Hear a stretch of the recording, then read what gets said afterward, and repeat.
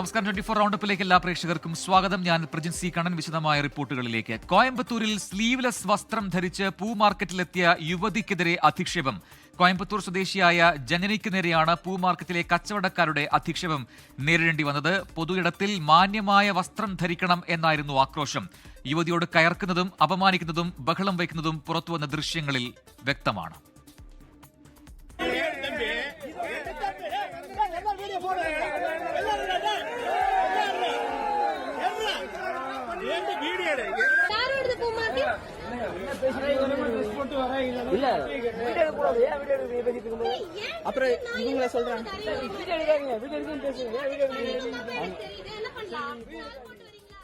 മുഹമ്മദ് റഹീസ് ചെന്നൈയിൽ നിന്ന് ചേരുന്നു കൂടുതൽ വിവരങ്ങളുമായി. റഹീസ്, ഇത് കാലം ഏതാണെന്ന് അറിയാത്തവരാണോ ഇവർ? എന്താണ് അവിടെ സംഭവിച്ചത്? ഇതിൽ പരാതി ആയിട്ടുണ്ടോ? ഇത് കേസായിട്ടുണ്ടോ? സജിൻ, ചില പ്രത്യേകതരം സദാചാരവാദികളുടെ ഒരു ആക്രമണമാണ് അവിടെ ഉണ്ടായത്. അവർ ആക്രോശിക്കുന്ന വാക്കുകളൊക്കെ കേട്ട് കഴിഞ്ഞാൽ അത് ഏത് നൂറ്റാണ്ടിലാണ് അവർ ജീവിക്കുന്നത് എന്ന് കരുതേണ്ടി വരും. കാരണം ഈ സ്ലീവ്ലെസ് വസ്ത്രം ധരിച്ച് അവിടെ ഒരു സുഹൃത്തുമായി ഈ പെൺകുട്ടി എത്തുകയായിരുന്നു. അതായത് ഈ യുവതി ഒരു നിയമ വിദ്യാർത്ഥി കൂടിയാണ്, ആന്ധ്രാപ്രദേശിൽ ആണ് പഠിക്കുന്നത്. അപ്പോൾ കോയമ്പത്തൂരിൽ നാട്ടിലെത്തിയപ്പോൾ സുഹൃത്തിനൊപ്പം പൂ മാർക്കറ്റിലേക്ക് എത്തിയതാണ്. ഇവരുടെ പേര് ജനനി എന്നാണ്. അങ്ങനെ സുഹൃത്തുമായി അവിടെ എത്തി ഫോട്ടോ എടുക്കുന്നതിനിടയിലാണ് ഇത്തരത്തിലൊരു സംഘം ഇവർക്ക് നേരെ കയർത്തുകൊണ്ട് വന്നത്.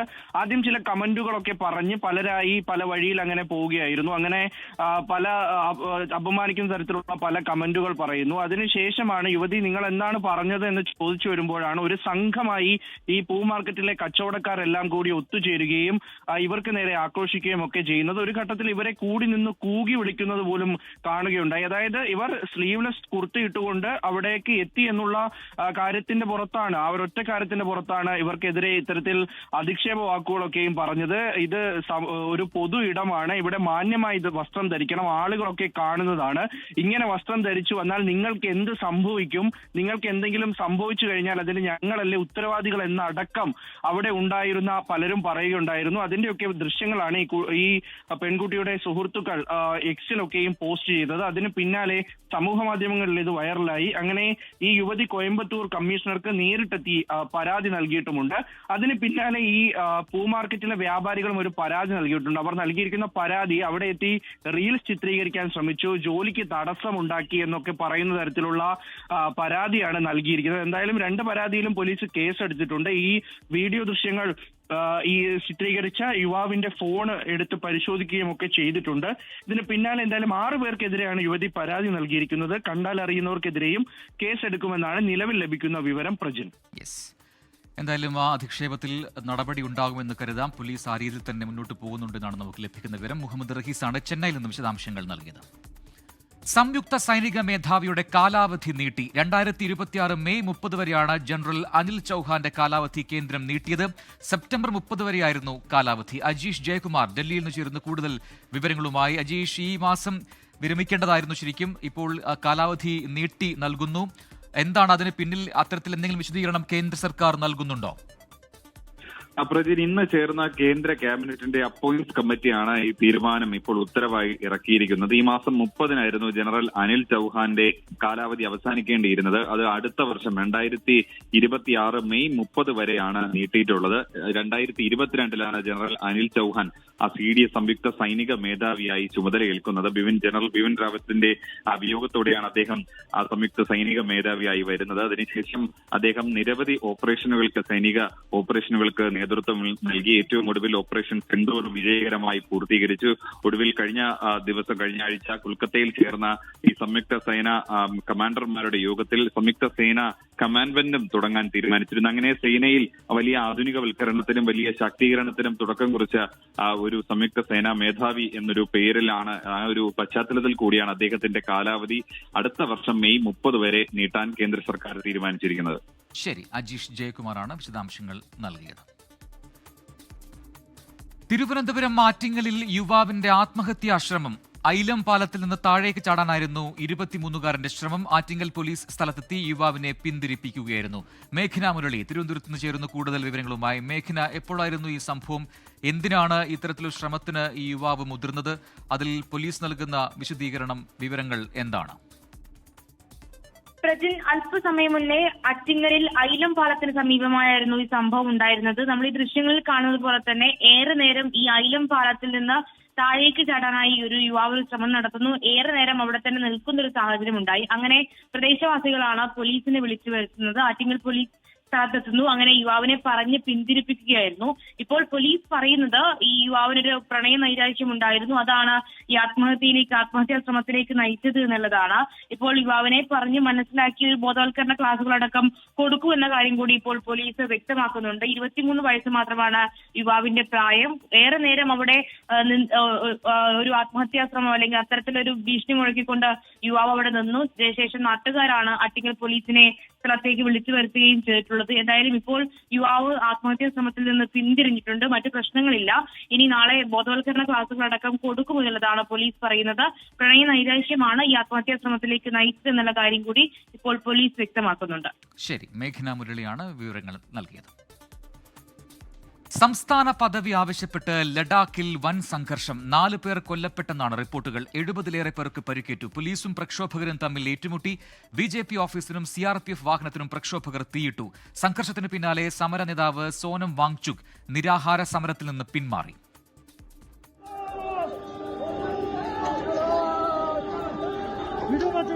കേന്ദ്രഭരണ പ്രദേശമായ ലഡാക്കിന് സംസ്ഥാന പദവി നൽകണമെന്നാവശ്യപ്പെട്ടായിരുന്നു പ്രതിഷേധം. പ്രധാന നഗരമായ ലേയിൽ പ്രക്ഷോഭകർ തെരുവിലിറങ്ങി. പോലീസുമായി ഏറ്റുമുട്ടി. കല്ലേറുണ്ടായി. പ്രക്ഷോഭകർക്കു നേരെ പോലീസ് ലാത്തിചാർജും കണ്ണീർ വാതകവും പ്രയോഗിച്ചു. CRPFന്റെ വാഹനത്തിനും BJP ഓഫീസിനും പ്രക്ഷോഭകർ തീയിട്ടു.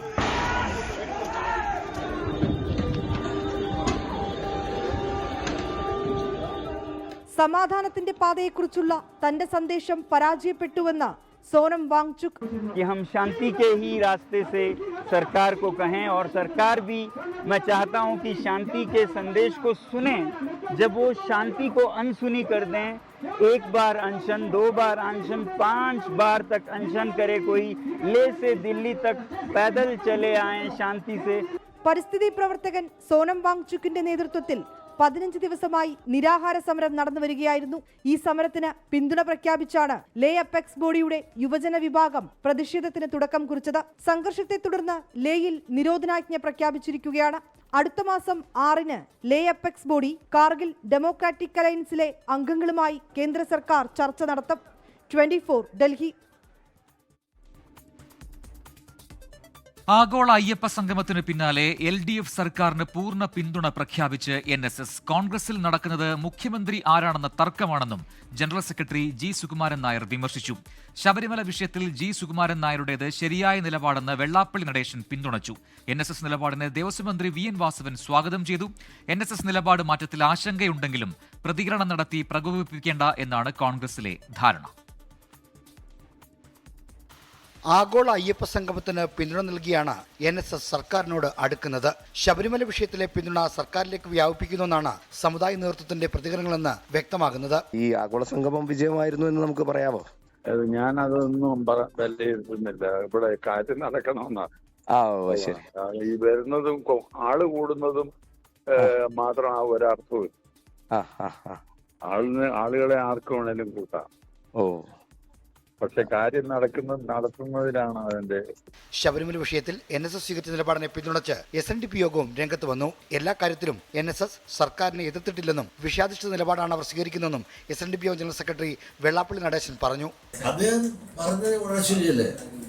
ഈ അദ്ദേഹത്തിന്റെ ഒരു നിലപാടെന്ന് പറഞ്ഞാൽ എന്താണ്? ശബരിമലയിൽ ആചാരങ്ങൾ നടപ്പാകണം. ഞാൻ പറഞ്ഞത് സ്ത്രീ പ്രവേശനം പാടില്ല. ഇപ്പൊ ഗവൺമെന്റ് സ്ത്രീ പ്രവേശനം എന്നുള്ള ആശയം ഉപേക്ഷിച്ചു എന്നുള്ളതിനോട് ഉറപ്പ് കൊടുത്തു എന്നല്ല അദ്ദേഹം തന്നെ പറഞ്ഞിരിക്കുകയല്ലേ.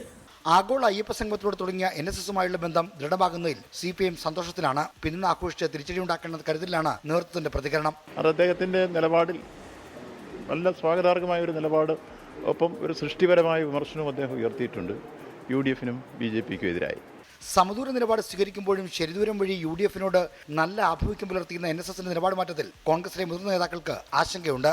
എന്നാൽ സമുദായ സംഘടനകളുടെ നിലപാടിനൊപ്പിച്ച് രാഷ്ട്രീയ നിലപാട് സ്വീകരിക്കാനാവില്ലെന്നാണ് പുതിയ നേതൃനിരയുടെ അഭിപ്രായം. എങ്കിലും എക്കാലവും മുന്നണിയെ പിന്തുണച്ച NSSനെ പിണക്കാനില്ല എന്നതാണ് പൊതുനിലപാട്. അല്ല, NSS ഒരിക്കലും കോൺഗ്രസിനെതിരായ ഒരു സ്റ്റാൻഡ് എടുക്കുമെന്ന് ഞങ്ങൾ വിശ്വസിക്കുന്നില്ല. പിന്നെ സാമുദായിക സംഘടനകൾക്ക് അവരുടെ അഭിപ്രായം പറയാൻ സ്വാതന്ത്ര്യമുണ്ട്. കഴിഞ്ഞ 2 നിയമസഭാ തെരഞ്ഞെടുപ്പുകളിലും ന്യൂനപക്ഷ വോട്ടുകളെ ഒപ്പം നിർത്താൻ ശ്രമിച്ച LDF ഇത്തവണ ഭൂരിപക്ഷ വോട്ടുകളിലാണ് ശ്രദ്ധ വെക്കുന്നത്. ഈ രാഷ്ട്രീയ നീക്കത്തിന് ശക്തി പകരുന്നതാണ് NSSന്റെ പിന്തുണ. 24 തിരുവനന്തപുരം. സംഘപരിവാർ സംഘടനകൾ പന്തളത്ത് നടത്തിയ ശബരിമല സംരക്ഷണ സംഗമത്തിലെ വിദ്വേഷ പ്രസംഗത്തിൽ ശ്രീരാമദാസ് മിഷൻ അധ്യക്ഷൻ ശാന്താനന്ദയ്ക്കെതിരെ കേസ്. പന്തളം പോലീസിന്റേതാണ് നടപടി. വിശ്വാസം വ്രണപ്പെടുത്തുക, മതസ്പർദ്ധയുണ്ടാക്കുക തുടങ്ങിയ വകുപ്പുകൾ പ്രകാരമാണ് ശാന്താനന്ദയ്ക്കെതിരെ കേസ്. പന്തളം രാജകുടുംബാംഗവും CPIM നേതാവുമായ Pradeep Varma, DYFI Pandalam block committee, Congress നേതാവ് അനൂപ് VR തുടങ്ങിയവരാണ് പോലീസിൽ പരാതി നൽകിയത്. പരാതികൾ പരിശോധിച്ച് നിയമോപദേശം തേടിയ ശേഷമാണ് പോലീസിന്റെ നടപടി. വാവരുമായി ബന്ധപ്പെട്ടായിരുന്നു ശ്രീരാമദാസ മിഷൻ അധ്യക്ഷൻ ശാന്താനന്ദയുടെ വിദ്വേഷ പരാമർശം. പ്രസംഗത്തിനെതിരെ മന്ത്രി VN വാസവനും രംഗത്തെത്തിയിരുന്നു. ഒരു സന്യാസി വര്യൻ പ്രസംഗിച്ച ആ വാചകം നമുക്ക് പറയാൻ കൊള്ളില്ല. വാസ്തവത്തിൽ മതനിരപേക്ഷ കേരളത്തിൻ്റെ മഹത്തായ സംസ്കാരത്തിന് വലിയ രൂപത്തിൽ പോറലേൽപ്പിക്കുന്ന രൂപത്തിലല്ലേ അദ്ദേഹം വാവരു സ്വാമി തീവ്രവാദിയായിരുന്നു എന്നുള്ള പ്രയോഗം വരെ നടത്തിയത്. ഒരിക്കലും പറയാൻ പാടില്ല. ശാന്താനന്ദയുടെ പ്രസംഗത്തിൽ ശബരിമല സംരക്ഷണ സംഗമത്തിൽ പങ്കെടുത്തവർക്കുൾപ്പെടെ അതൃപ്തിയുണ്ട്. 24 പത്തനംതിട്ട. CPIM നേതാവ് KJ ഷൈൻ നൽകിയ അധിക്ഷേപ പരാതിയിൽ 2ാം പ്രതിയായ യൂട്യൂബർ KM ഷാജഹാൻ ചോദ്യം ചെയ്യലിന് ഹാജരായി. അന്വേഷണ സംഘം ഫോണുകൾ പിടിച്ചെടുത്തതിന് പിന്നാലെ വീഡിയോ ചിത്രീകരിച്ച മെമ്മറി കാർഡും ഷാജഹാൻ ഹാജരാക്കി. 1ാം പ്രതി CK ഗോപാലകൃഷ്ണന്റെ മുൻകൂർ ജാമ്യാപേക്ഷയിൽ പോലീസിനോട് എറണാകുളം സെഷൻസ് കോടതി റിപ്പോർട്ട് തേടി. ഉച്ചയോടെയാണ് KM Shajahan Aluva cyber police സ്റ്റേഷനിൽ ഹാജരായത്. ചോദ്യം ചെയ്യൽ മണിക്കൂറുകളോളം നീണ്ടു. വിവാദമായ വീഡിയോ എഡിറ്റ് ചെയ്ത് സ്റ്റോർ ചെയ്ത മെമ്മറി കാർഡ് KM ഷാജഹാൻ ഹാജരാക്കി. കേസിലെ 2ാം പ്രതിയാണ് KM ഷാജഹാൻ. അന്വേഷണ സംഘത്തിന് മുന്നിൽ ആവശ്യപ്പെട്ട എല്ലാ രേഖകളും ഹാജരാക്കിയിട്ടുണ്ടെന്ന് KM ഷാജഹാൻ പറഞ്ഞു. പറഞ്ഞതിൽ ഉറച്ചു നിൽക്കുന്നുണ്ടോ എന്ന ചോദ്യത്തിന് പ്രതികരിക്കാൻ തയ്യാറായില്ല. അല്ല, പുതുതായിട്ടൊന്നും പറയാനില്ല. പുതിയതായിട്ടൊന്നുമില്ല. എല്ലാം പറയാനുള്ളത് പറഞ്ഞിട്ടുള്ളത് റിപ്പീറ്റ് ചെയ്തു. ഷാജഹാൻ പോലീസ് സ്റ്റേഷനിൽ നിന്ന് ഇറങ്ങിയതിന് പിന്നാലെ പ്രതിഷേധവുമായി DYFI പ്രവർത്തകർ എത്തി.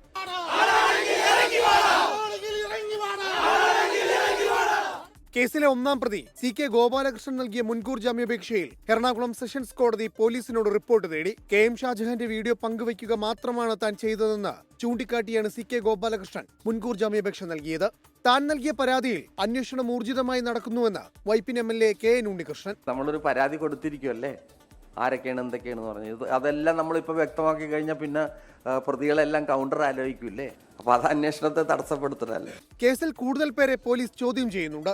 ഇവരിൽ നിന്നും ഫോൺ പിടിച്ചെടുത്ത് രേഖകൾ പരിശോധിച്ച് കിട്ടുന്ന വിവരങ്ങളുടെ അടിസ്ഥാനത്തിൽ കേസിൽ കൂടുതൽ പേരെ പ്രതി ചേർക്കും. 24 കൊച്ചി. ഭൂട്ടാനിൽ നിന്ന് നിയമവിരുദ്ധമായി വാഹനങ്ങൾ കടത്തിയ കേസിൽ അന്വേഷണത്തിന് എൻഫോഴ്സ്മെന്റ് ഡയറക്ടറേറ്റും കസ്റ്റംസിൽ നിന്ന് ED ഉദ്യോഗസ്ഥർ വിവരങ്ങൾ ശേഖരിച്ചു.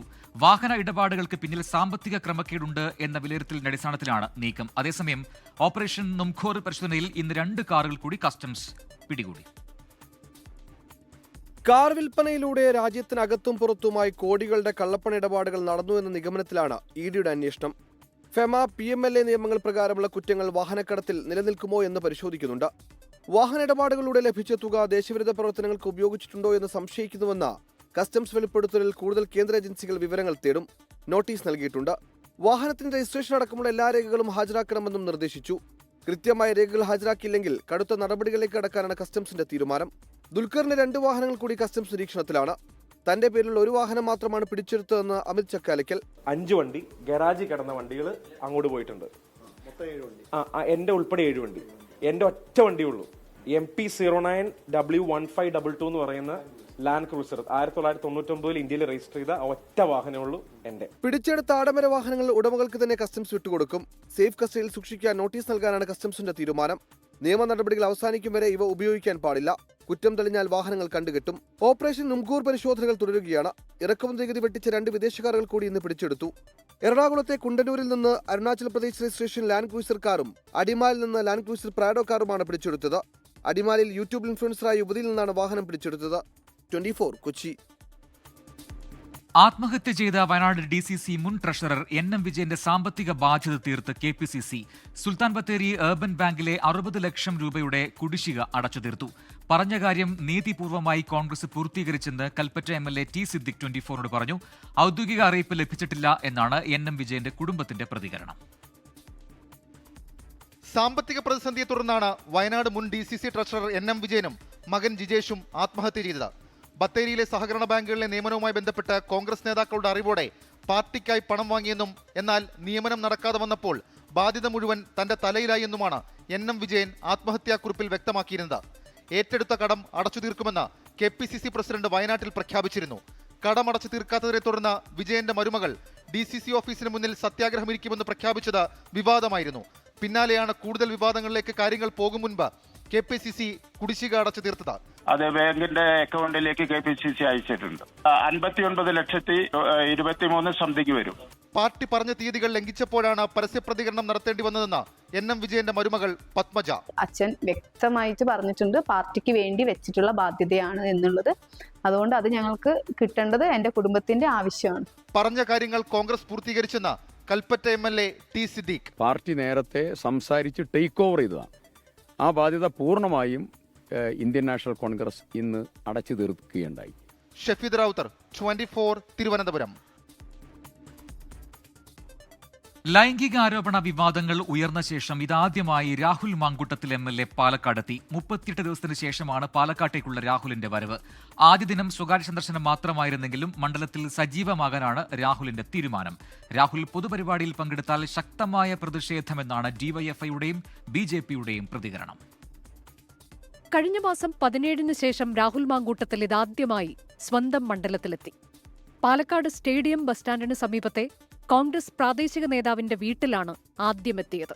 ഇന്ന് സ്വകാര്യ പരിപാടികളിലാണ് രാഹുൽ മാങ്കൂട്ടത്തിൽ പങ്കെടുത്തത്.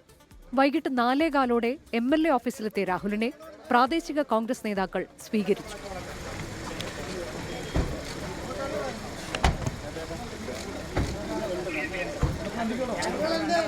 ലൈംഗികാരോപണ വിവാദങ്ങളിൽ രാഹുൽ മാങ്കൂട്ടത്തിൽ പ്രതികരിച്ചില്ല.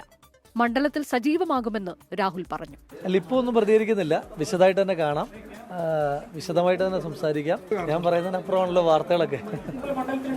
ഇല്ലാണ്ടിരിക്കാൻ കാര്യം എന്താ? മുതിർന്ന നേതാക്കൾ രാഹുലിനെ പരസ്യമായി പിന്തുണയ്ക്കുന്നില്ലെങ്കിലും രാഹുലിനൊപ്പം പോകുന്ന പ്രാദേശിക നേതാക്കൾക്കെതിരെ നടപടിയുണ്ടാകില്ല. രാഹുലിന്റെ വരവിൽ കോൺഗ്രസിന്റെ പ്രതികരണം ഇങ്ങനെ: നിലവിലുള്ള MLA നല്ല പരിചയമുള്ള ആളുകളെ ഒരു നടപടിന്റെ പേരും കൊണ്ട് മുഖം തിരിച്ചു നടക്കേണ്ട കാര്യമില്ലല്ലോ, അത്രേ ഉള്ളൂ. MLA എന്ന നിലയിൽ പൊതുപരിപാടികളിൽ രാഹുൽ പങ്കെടുത്താൽ പ്രതിഷേധിക്കുമെന്ന് DYFIയും BJPയും അറിയിച്ചു. MLA ഓഫീസിന് സമീപം ചൂലുമായി എത്തി BJP പ്രതിഷേധിച്ചു.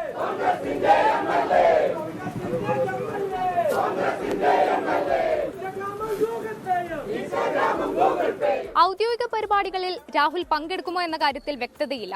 പക്ഷേ പ്രതിഷേധങ്ങൾ കണക്കിലെടുത്ത് വലിയ സുരക്ഷയാണ് ഇവിടെ ഉറപ്പാക്കിയിട്ടുള്ളത്. പാലക്കാട് നിന്നും ക്യാമറാമാൻ രാജീവിനൊപ്പം ആയിഷത്തുൽ ഷംന, 24. അബ്ദുൽ നാസർ മാദനി പ്രതിയായ ബംഗളൂരു സ്ഫോടന കേസിൽ 4 മാസത്തിനകം അന്തിമവാദം പൂർത്തിയാക്കി വിധി പറയണമെന്ന് വിചാരണ കോടതിക്ക് സുപ്രീം കോടതിയുടെ നിർദ്ദേശം.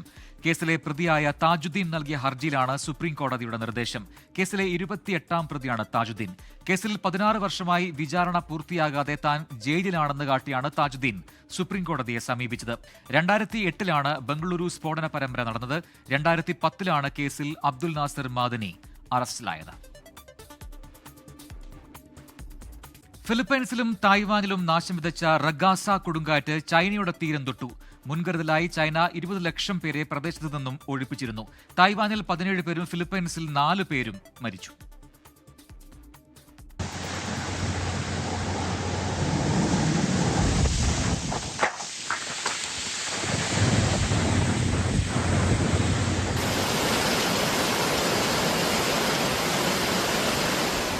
ഫിലിപ്പീൻസിലും തായ്വാനിലും ഇന്നലെ കനത്ത നാശം വിതച്ച ശേഷമാണ് ഇന്ത്യൻ സമയം ഉച്ചയ്ക്ക് 2:30 കൊടുങ്കാറ്റ് ചൈനയുടെ തെക്കൻ തീരം തൊട്ടത്.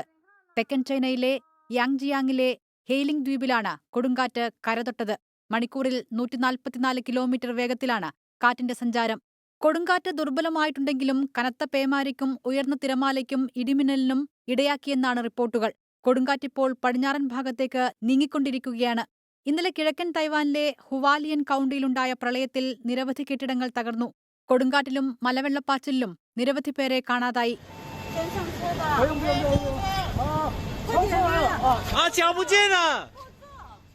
ഹോങ്കോങ്ങിൽ ആഞ്ഞടിച്ച കൊടുങ്കാറ്റിൽ 62 പേർക്ക് പരിക്കേറ്റിരുന്നു. ഹോങ്കോങ്ങിലെ ഹോട്ടലിലെ ചില്ലുകൾ തകർന്ന് പ്രളയജലം അകത്തേക്ക് പ്രവഹിക്കുന്നതിന്റെ ഭീതിതമായ ദൃശ്യങ്ങൾ പുറത്തുവന്നു. 400-ലധികം മരങ്ങൾ കടപുഴകി. വിമാന സർവീസുകൾ നിർത്തിവെച്ചു. ഫിലിപ്പീൻസിൽ 5 പേർ കൊല്ലപ്പെട്ടു. 10,000-ലേറെ പേരെ മാറ്റിപ്പാർപ്പിച്ചു. രക്ഷാപ്രവർത്തനങ്ങൾ തുടരുകയാണ്. International desk 24. അന്താരാഷ്ട്ര നിയമങ്ങൾക്ക് യുദ്ധങ്ങൾ അവസാനിപ്പിക്കാൻ കഴിയില്ലെന്നും ആയുധങ്ങൾക്ക് മാത്രമേ മാറ്റമുണ്ടാക്കാൻ സാധിക്കുകയുള്ളൂ എന്നും ഐക്യരാഷ്ട്രസഭ പൊതുസഭയിൽ യുക്രൈൻ പ്രസിഡന്റ് വോളോഡിമിർ സെലൻസ്കി. തന്റെ രാജ്യത്തിന് മുകളിൽ റഷ്യ നടത്തുന്ന യുദ്ധം അവസാനിക്കണമെങ്കിൽ ആഗോള സമൂഹം ശബ്ദമുയർത്തണമെന്നും സെലൻസ്കി പറഞ്ഞു. You know perfectly well international law doesn't work fully unless you have powerful friends who are truly willing to stand up for it. And even that doesn't work without weapons. It's terrible, but without it, things would be even worse. ഐക്യരാഷ്ട്രസഭയ്ക്ക് നേരെ ശക്തമായ വിമർശനമുയർത്തിയാണ് പൊതുസഭയെ അഭിസംബോധന ചെയ്ത് Ukraine president Vladimir Zelensky പ്രസംഗം ആരംഭിച്ചത്. അന്താരാഷ്ട്ര നിയമങ്ങൾക്ക് യുദ്ധങ്ങൾ അവസാനിപ്പിക്കാൻ സാധിക്കാത്ത കാലമാണിതെന്നും ആയുധങ്ങൾക്ക് മാത്രമേ യുദ്ധത്തിൽ മാറ്റമുണ്ടാക്കാൻ സാധിക്കുകയുള്ളൂവെന്നും സെലൻസ്കി പറഞ്ഞു. റഷ്യ തങ്ങൾക്ക് മേൽ നടത്തുന്ന യുദ്ധത്തിൽ അന്താരാഷ്ട്ര നിയമങ്ങൾക്ക് പ്രത്യേകമായി ഒന്നും ചെയ്യാൻ കഴിഞ്ഞിട്ടില്ലെന്നും സെലൻസ്കി. ഐക്യരാഷ്ട്രസഭയുടെ സുരക്ഷാ സമിതിയിൽ റഷ്യ സ്ഥിരം അംഗമായിരിക്കുന്നതും വീറ്റോ അധികാരം ഉപയോഗിക്കുന്നതിലും യുക്രൈൻ അതൃപ്തിയുണ്ട്. ഇനി ഡ്രോൺ യുദ്ധങ്ങളുടെ കാലമാണെന്നും യുദ്ധത്തിൽ AI ഉപയോഗിക്കുന്നതിൽ നിയന്ത്രണം കൊണ്ടുവരണമെന്നും സെലൻസ്കി ആവശ്യപ്പെട്ടു. പോളണ്ടിലേക്കും എസ്റ്റോണിയയിലേക്കും അതിർത്തി കടന്നുപോയ റഷ്യൻ ഡ്രോണുകളെക്കുറിച്ച് സെലൻസ്കി ഓർമ്മിപ്പിച്ചു. റഷ്യയുടെ അടുത്ത ലക്ഷ്യം യൂറോപ്യൻ രാജ്യമായ മോൾഡോവയാണെന്ന മുന്നറിയിപ്പും സെലൻസ്കി നൽകി. റഷ്യയിൽ നിന്നും ഭീഷണി നേരിടുന്നുണ്ടെന്ന് ഇന്നലെ സംസാരിച്ച മോൾഡോവ നേതാവ് മായ സാൻഡ് സൂചിപ്പിച്ചിരുന്നു. റഷ്യ തന്റെ രാജ്യത്തിന് മുകളിൽ യുദ്ധം അവസാനിപ്പിക്കുമോ ഇല്ലയോ എന്നത് നിങ്ങളുടെ ശബ്ദം ഉയരുമോ ഇല്ലയോ എന്നതനുസരിച്ചിരിക്കുമെന്ന മുന്നറിയിപ്പോടുകൂടിയാണ് സെലൻസ്കി പ്രസംഗം അവസാനിപ്പിച്ചത്. International desk 24. 24 റൗണ്ട് പൂർത്തിയാവുന്നു. നമസ്കാരം. ലോകത്തെവിടെയായാലും ഏത് സമയത്തും 24 വാർത്തകളും ഓഗ്മെന്റഡ് റിയാലിറ്റി പാക്കേജുകളും എക്സ്പ്ലെയിനറുകളും വിശദമായി കാണാൻ ഞങ്ങളുടെ യൂട്യൂബ് ചാനൽ നിങ്ങൾക്ക് സബ്സ്ക്രൈബ് ചെയ്യാം.